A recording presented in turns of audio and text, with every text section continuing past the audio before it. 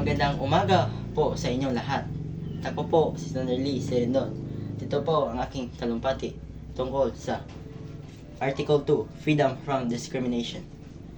Una sa lahat, isipin nyo ang mundo na ang tao ay hinahati hindi sa tama at mali, kundi sa kulay ng balat, tunog ng salita, anyo ng paniniwala. Isang mundong may linya sa gitna na kung saan ang ilan ay tinatanghal at ang iba ay itinataboy sa anino. Ito ang uri. Ito ang muka ng diskriminasyon.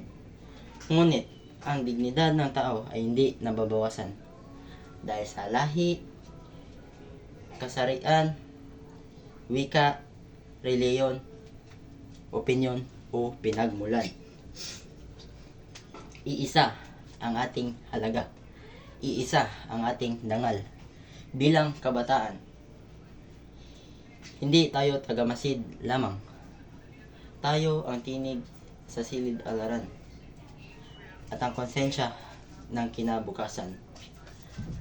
Kapag may kaklaseng minamaliit dahil siya ay naiba, kapag may tinatahimik dahil sa kanyang paniniwala,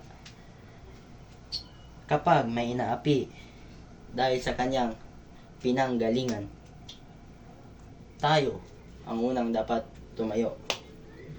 Dahil sa katahimikan sa harap ng diskriminasyon ay paintulot sa pang-aapi.